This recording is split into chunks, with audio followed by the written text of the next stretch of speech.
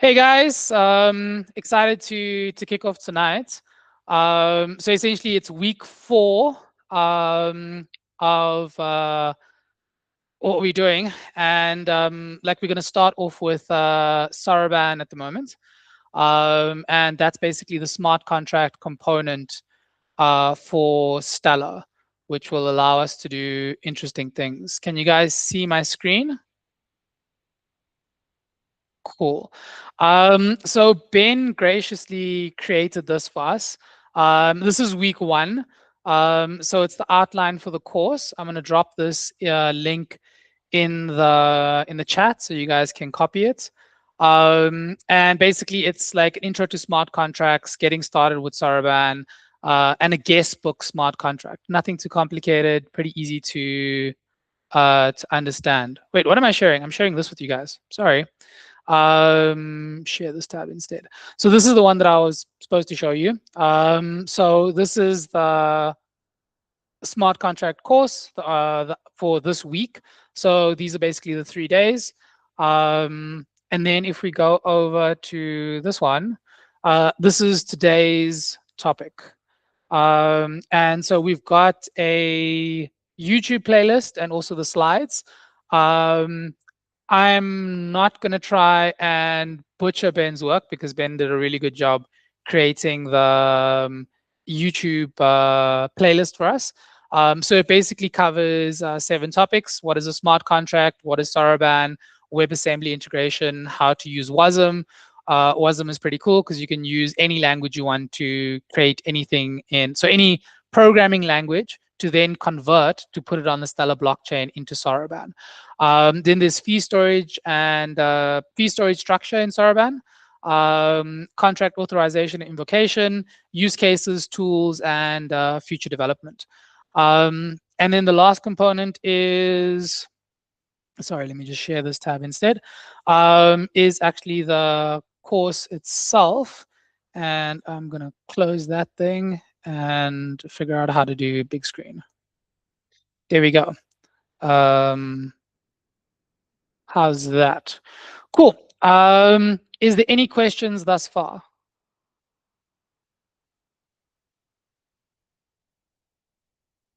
Cool. So a guide to smart contract development on Stellar. So we're basically looking at what we're going to cover in this document and this today. So what are smart contracts? How does Soroban work?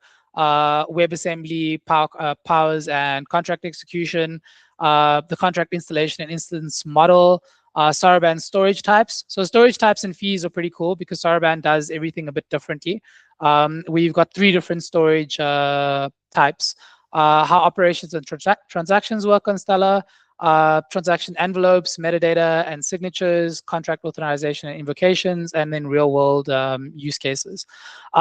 So what is a smart contract? Anyone want to give me an answer to that? Like, what is a smart contract?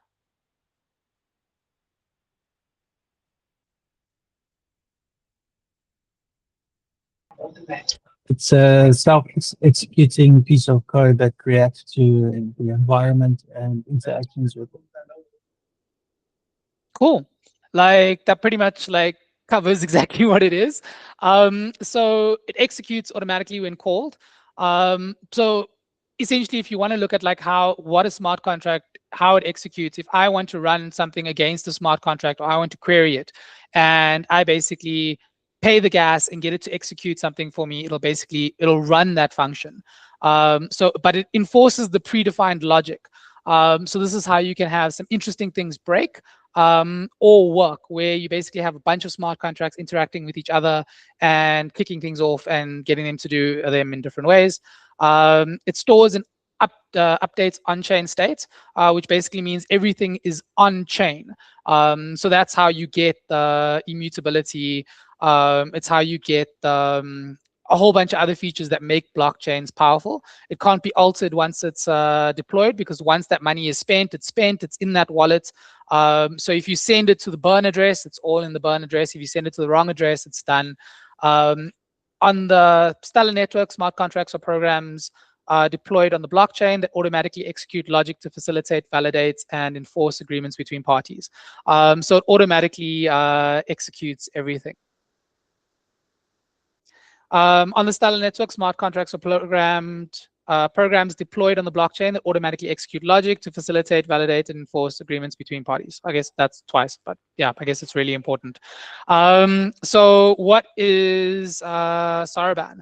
So Soroban is basically a smart contract platform.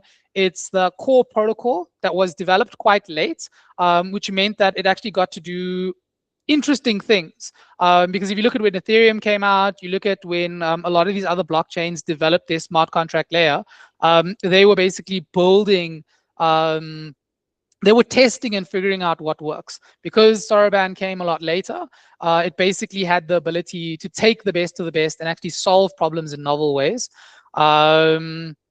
So yeah, basically you work with a dApp to develop a smart contract. It's a Soroban is basically an abacus. Have you guys ever seen how people do maths with abacus? Is that pretty crazy? Anyone seen it? I'll share a video with you guys afterwards if you want.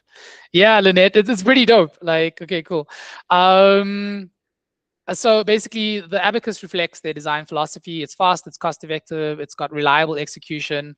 So a brief history of Soroban. So Stellar launched in 2014 without a smart contract layer, but they were designed for smart, low-cost payments and asset issuance.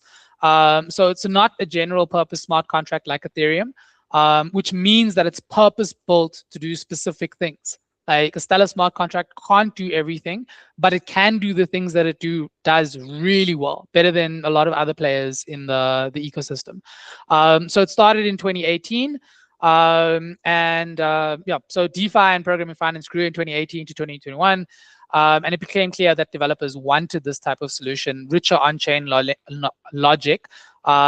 Stellar needed native smart contract capabilities, and they focused on security, scalability, and sustainability as core principles. So instead of copying the EVM model, they chose a different approach. So yeah, 2021, they started research and design. SDF set out to build the solution. They chose WASM because that would allow them to be executed, the contracts to be executed in any language. So this is the best of both worlds kind of scenario. So 2022, Soroban was announced and was like finally launched basically. And incorporated, they created technical documentation along with tooling and SDKs for developers.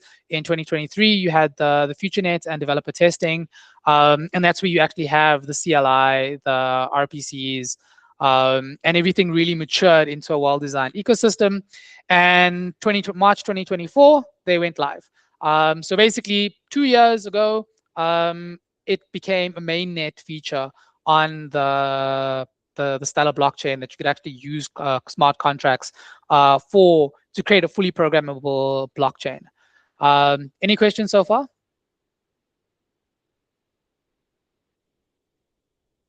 Tazio, curious about anything? Cool. So what makes it so powerful? It's basically designed to leverage Stellar's core strengths: speed, low transaction costs, and scalability. And in terms of how they scale the blockchain, like we'll get to that a bit later, in terms of how they manage the bloat, because blockchain bloat is really something that they've thought about. So essentially, do you guys know what blockchain bloat is? I don't know if anyone wants to give a shot at that answer. What is blockchain bloat? It's logging all the events, all the logs, emit events and all that, keeping track of all the activity. That's what I would say. Pretty much, yeah. So it's basically storing all the information so that nodes really become bloated. So your hard drive becomes bloated with all these transactions and storing and tracking everything, which makes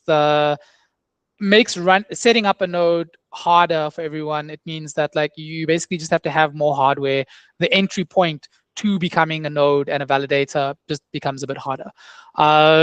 So Soroban was specifically designed. Oh, Miles, do you want to add something? No, I just want to ask a question. So, like, you mean the specific on-chain storage? Yeah. Yeah, when you store too much of that, So yes, you have. your Well, node has to store the entire chain state of the chain, which is like 100 yes. GB or whatever. Ah, Yeah. yeah, yeah. Okay. So that's basically blockchain bloat. This is why you have arguments from Bitcoin, for example, in terms of how you're going to manage the big blocks versus small blocks. Because if you have a big block mentality, I have a big block mentality. I believe that you should be able to put everything on smart contracts. You should have all the data you want. Everything should just be there. But we currently have a small block narrative, which basically means that block size is limited and you're only allowed to do certain things. But with the Stellar model, you can do the best of both. You can have a lot of data, a little bit of data. It depends on how you want to manage things. Do you want to keep it forever? And how do you want to set that up? Any other question, guys?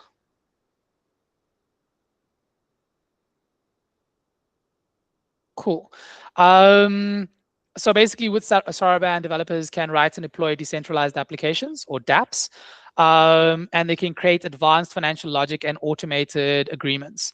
So they can build scalable solutions without sacrificing performance. So the key features are, it basically has secure execution, low transaction costs, scalability, and developer-friendly design, because you can use things like WASM and really just build. You can also build with other things, and a lot of stuff is really available to you. So WebAssembly integration. Anyone worked with WASM before?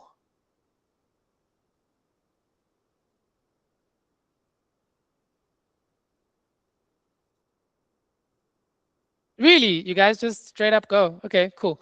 So like, yeah, WASM is really cool because you can build anything in any language and you can just cross it into whatever other language you want. So if your strength is C or C++ or Java, or you can just convert it.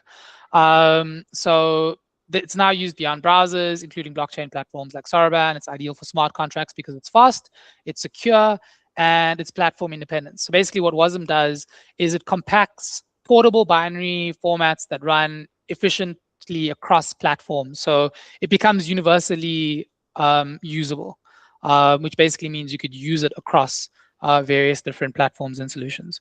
So why was WASM integrated?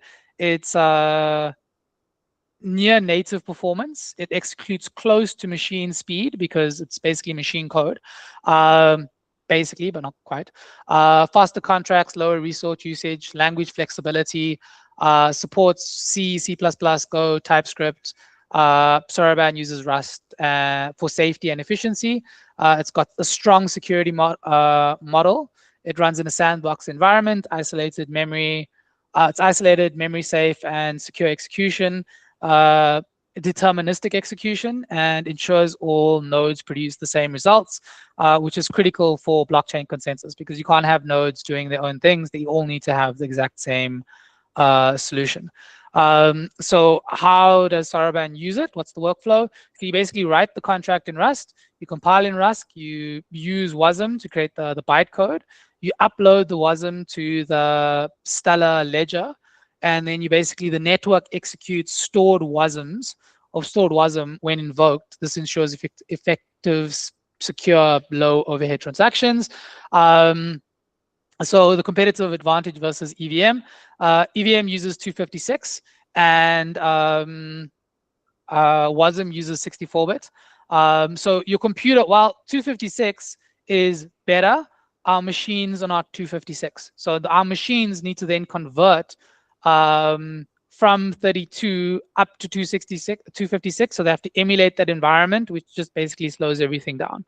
And then, hold on for me, guys. I'm just letting someone in. So then it basically, yeah, it supports JIT, like JIT or AOT, compliance or near native performance. It has benchmarks so that like lower computer costs, often 30 to 50% savings, faster executions, 10 to 100 times faster in compute heavy tasks. So what's the real world impact of this? It's got lower transaction costs. It's got faster smart contract execution, better scalability for complex apps, uses a language like Rust, no need for blockchain-specific languages. So that does make it a little bit easier, because obviously, like if you have blockchain-specific languages, you have to retool, where if you understand Rust, you can just take that take those concepts everywhere. So it's the contract installation process. So you writing and compiling the smart contracts. Developer writes smart contracts in supported programming languages, commonly Rust and Soroban. The source code is compiled into WASM, into bytecode or WebAssembly. This compilation produces a binary executable file that is ready to deploy to the Stellar network. So uploading the contracts to the network, the compiled WASM file is uploaded to the Stellar network. During the process, a contract data ledger entry is created. This ledger entry stores the contract binary WASM code on chain. So this is basically like a continuation. So creating a unique identifier. When the WASM file is uploaded, the network generates a hash of the executable. This hash is a unique identifier for the smart contract code, because hashes are unique. Each contract code can be reliably distinguished from another. So obviously, when you have a smart contract, no two smart contracts are alike. It's like your genome. Your genome is your genome. No one else will have your genome or your fingerprint. So you can reliably do certain things. Funnily enough, your fingerprint is roughly similar to a few other million people, but that's another story in terms of forensics. But code storage and reliability, the WASM binary is contract code. It's stored separately from deployed contract instances. So it's got multiple contract instances can reference the same uploaded code. This design improves efficiency, reduces duplication, and allows developers to reuse verified smart contract codes across different deployments. So you can just reuse stuff, which makes life a little bit easier. Anyone have any questions thus far? And hello to Mr. Bramwell.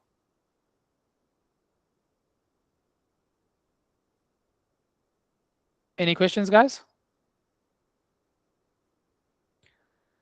Cool.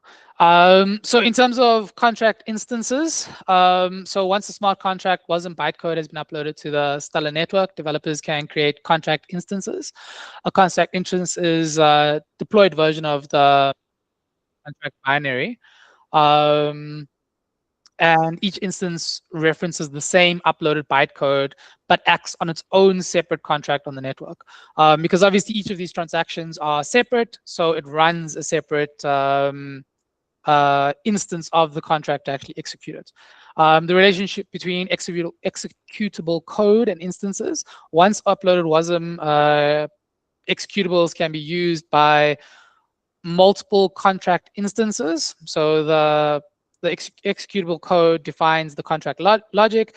Each instance maintains its own state or data storage while relying on the same underlying code. So that's basically that. Independent operation of instance. Each instance, even though multiple instances are share the same bytecode, they operate independently. Each instance stores and manages its own data.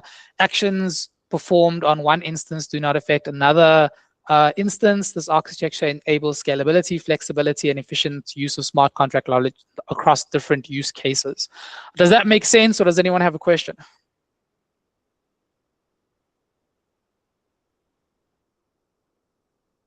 Cool.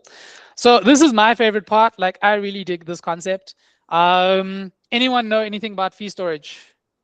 Got to pay your rent, guys. It's pretty much gas on Ethereum. Yes. So essentially it is gas to a certain extent, but slightly different. So basically it has a rent-based storage model. So the ledger state does not grow uncontrollably. So this is that bloat component. Developers only pay for what they use. Network stability is maintained. So there's different types of, so storage cost depends on the type of storage, the amount of data storage, and the duration of data storage. So you can see by having these three variables, you can basically now limit the amount of time that something needs to be on the blockchain, how complex it is to run, how much data needs to be there, and also the time that it needs to be available. All of these will hurt you if you do not pay attention to them in writing your smart contract. Because obviously, if you write a contract that's only available for a certain amount of time, and then your application or something else needs to requery it in the future, it can't. It will break. So you would need to re-execute that. The amount of data stored, yeah, that's just the common variable, and the type of storage. Like, so here's the storage fee structure. So you've got temporary storage, which is obviously the cheapest. So it's designed for short-lived data, few fee characteristics. It's the lowest storage rent cost, automatically expires after defined time to live, or TTL. Does not require long-term ledger footprint. When you pay for writing the data, the storage rent for its lifetime. After expiration, the data is removed. So basically, you're paying for the data and the execution of it, and no further rent is charged. So obviously, if you need this data to have persistent value in terms of you want, you go to university, you finish university, and now you're getting your diploma from university, that needs to be available forever. If you're doing certain medical things, that needs to be available for 5 years. If you're doing financial things, that maybe need to be available for 5 years. Maybe you want medical data available for a lifetime. Financial data stored internally in a bank might need to be available for a lifetime as well. So it all depends on these use cases that you have and how you want to use them. But how are they best used? So for price oracles, session-based data, intermediate computation results, time-sensitive states, where you just want things to be used quickly. So persistent storage is where a lot of things can be used, but obviously it's the more expensive because it keeps data in a long-term state. So the fee characteristics is its higher rent cost than temporary storage, must be renewed periodically to prevent expiration, contributes permanently to ledger footprint. So when you pay for writing the data, ongoing data rent, which is your footprint, and renewing the TTL, data may expire, but data may expire and require restoration fees. So it's not gone forever, but yeah. Best for balances. Obviously, if you're running a wallet, like if you lose the balances, it depends on how you do things. But then ownership records, long-term contract rates, governance data. So there's another type, which is instance storage. So instance storage is a specialized form of persistent storage tied directly to contract instances.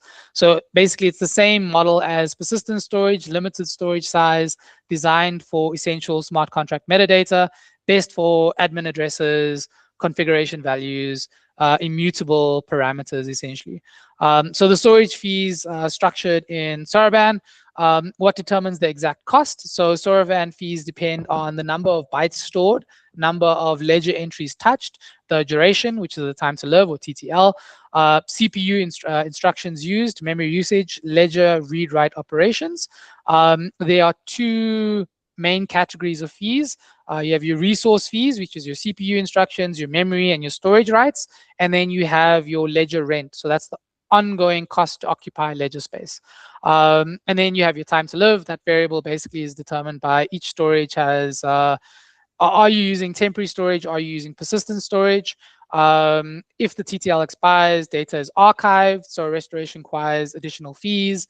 But this also requires good management, because if you don't manage all of these things, then it's pretty much gone. And then, so why Stellar uses rent instead of one-time fees? And so unlike other blockchains where storage is paid once but forever, like you mentioned with gas, Soroban uses rent because permanent storage is expensive, it prevents state bloat, it encourages efficient contract design, and it keeps networks stable, sustainable long-term, because obviously the bigger the hard drives that you need, the better computers that you need, the more expensive it is to run electricity, the more expensive it is to actually have these devices, and you actually keep certain players out of the game by doing that. Are there any questions? Mr. Miles. So if I deploy a contract instance, I have to pay rent all the time to keep that instance deployed. Otherwise, it goes yeah, but depends what you need to use the contract for. So over those cases, yes, you would need to have the data available. Okay. So the contract itself would still be there, and you can reference it and you can use it because it's just a contract. So the contract, as long as you pay for the contract and you do what you need to do with the contract, then it would work. But in terms of the data that was extracted from that contract, you would have to then either restore it or consistently use it if you keep it in a persistent state. Interesting. Cool. Did I answer your question correctly? Sorry. No, you did. Yeah. That's fine. Okay, cool. Thanks. So essentially, there are these 2 docs that you can go through. I do want to share some other docs with you guys, but I think Ben might want to do that later in the week. What else is there? So storage freeze in Soroban uses temporary storage wherever possible, minimizes storage rights, avoids large data structures, stores hashes instead of full objects when possible, deletes unused storage, keeps contract logic efficient.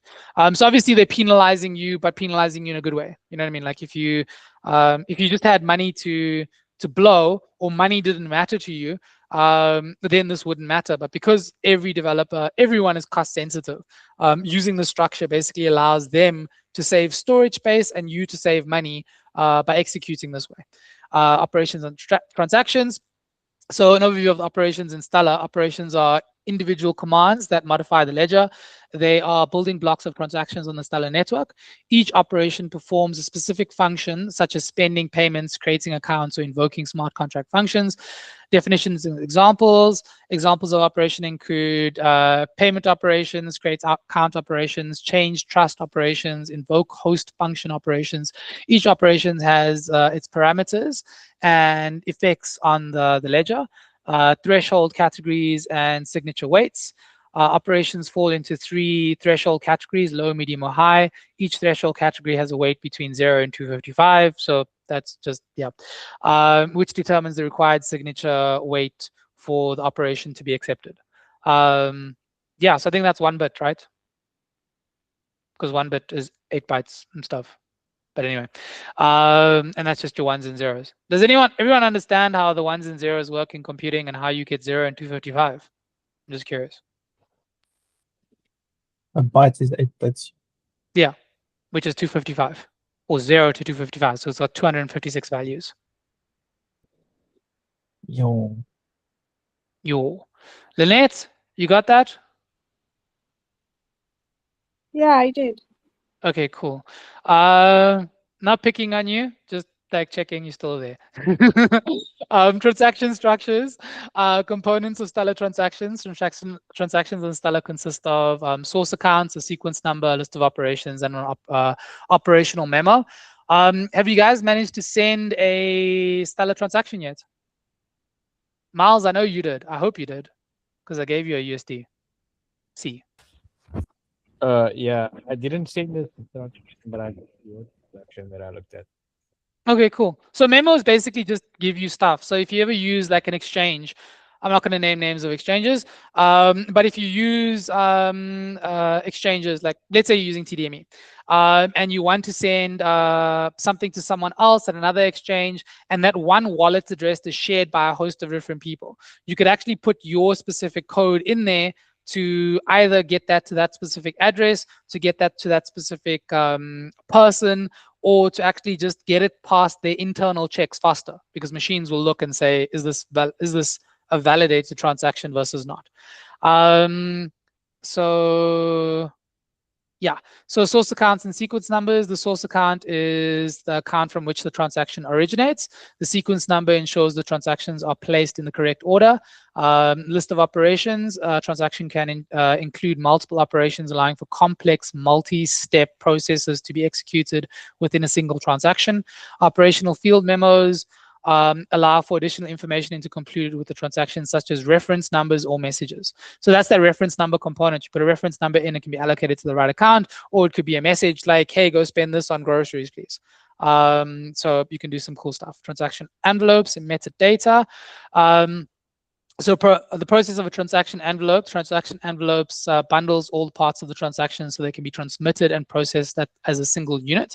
It contains a source account, sequence number, list of operations, operational memos, and required signature. The roles of metadata. Transactional metadata provides detailed information about what happens after execution. It includes operational results, ledger stats, changes, and any generated event logs. This data is used for tracking, indexing, and analyzing contract interactions. Signatures and validations. Signatures confirm that the source account approved the transaction. Each signature contributes a specific weight. Total signature weight must meet the requirement threshold for the transaction to be accepted by the network. So what does this make you guys think of? Weights, signatures, transaction weights, anything coming to mind? It's like a multi-sig wallet. There we go. Yeah. So that's It's it. like it's Yeah. like a built-in multi-sig. Yeah. Cool. So it's pretty cool. Contract authorization and invocation. Authorization process. Before a smart contract function runs, the transaction must be properly authorized. The network verifies signatures and ensures the required threshold levels are satisfied. Only transactions that meet the authorization rule can proceed. So it's just a checks and balances kind of thing. Invoking smart contract functions. After authorization, smart contract functions are triggered using the invoke host function up. This operation specifies the contract address and exact function to execute along with its input parameters. Validation and execution. The Stellar network checks that the transactions and its operations comply with protocol rules. If valid, the smart contract executes within a secure and isolated runtime environment, WASM sandbox, for example, ensuring safety and determinism. I don't know. That made me think of philosophy, determinism. Any questions, guys?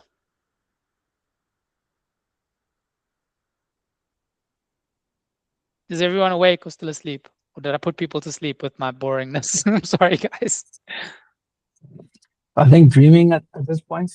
But you got the Hobbit thing in the background, so you should be fine, man. So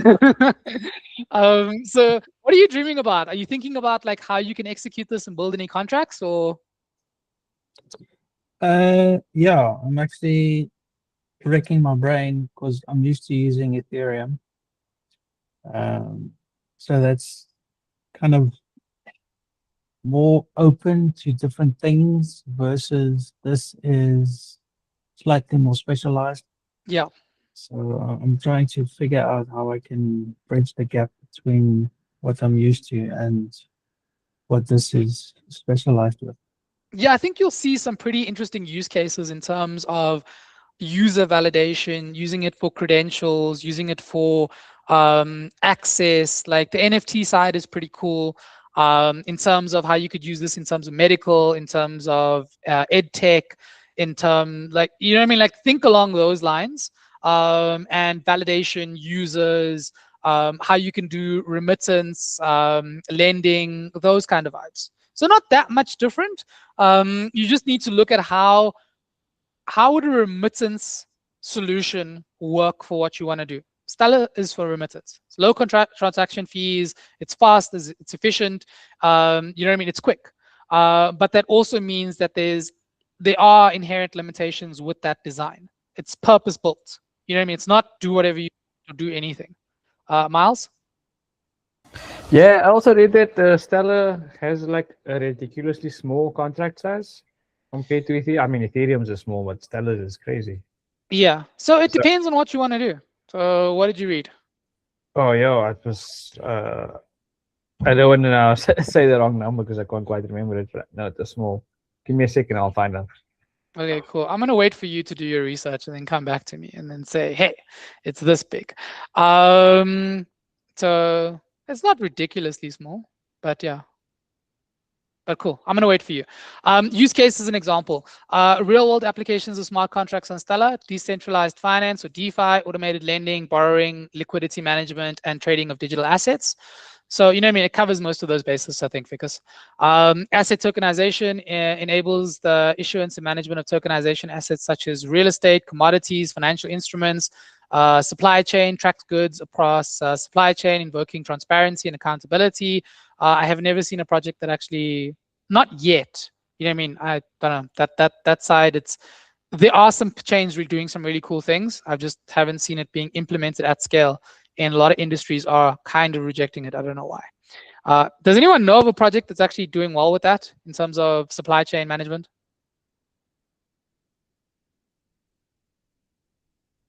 Cool. So insurance solutions automates claim verification and payout based on predefined conditions.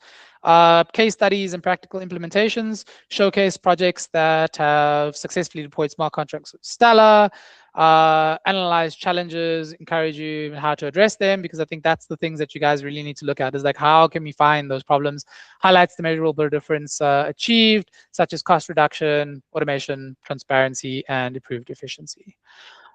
So I think we've done all of that. Developer resources and tools, available learning resources. Yeah, so Stella has a whole bunch of stuff. I'll share some links with you guys. The SDF has a whole bunch of stuff.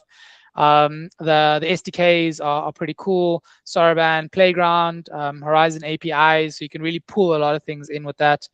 Best practices for both, building on Soroban. Yeah, I think I'm going to leave you guys to read that. Stella summary and conclusion. Like, Stella is Soroban-powered smart contracts, expand Stella functionality across multiple industries. WebAssembly or WASM provides performance, portability, and strong security through sandbox execution. Stella offers robust developer tools, SDKs, APIs, and community support to simplify building and deployment. Future outlook, ongoing protocol improvement, and ecosystem growth will continue to strengthen the smart contract environment. Capabilities on Stella, the network is provisioned to support scalable DeFi systems, asset tokenization, enterprise solutions, and global financial innovation. So yeah, you guys are encouraged to do stuff. I will chat to you offline once I hang up about the stuff that they're building now and what the opportunities are to get some funding, because there is a drive at the moment. So yeah, here's some links. Any questions or anything else? And are you guys good? Apologies. Stella has a 64K kilobyte contract size limit, Yeah. which is actually triple Ethereum. So my bad.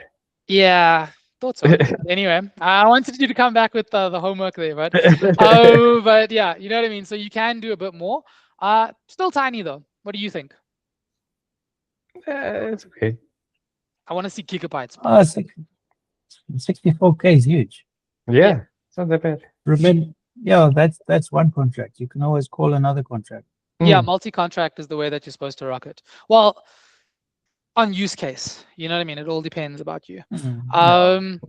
Cool. Do you guys mind if I wrap it up? And then we can discuss, like, before you guys go, I do want to discuss the grants and stuff that are available now to you if you're interested. Cool. So any questions, guys? Cool. Well, then thank you very much. Oh, yes. Sorry, Yes. sorry. No worries. Sorry. You had a question? In Ethereum, there's emit logs that emit events. Yeah. That's also in Soroban, eh? Yeah. So you should be able to do. What do you want to do in terms of the emit? Emit or omit? Well, no, emit, like logging something that happened on chain. Yeah. So that there's something else that monitors for those events to then trigger outside events. So you would have to look at how you use that and how you do it. Are you talking about referring to an oracle, or what are you talking about doing? Yeah, like an oracle, or that's there. Trigger something if someone transfers into a contract. So there is, so you could use APIs to be your triggering event. You could use oracles. You could use the Horizon API. There's a host of ways to do that. So it's built in. Okay, cool. Thanks. Cool. It's a pleasure. Cool, guys. Thank you very much for your time. I really enjoyed tonight's recording. And yeah, just stick around so I can tell you about the stuff that we're working on.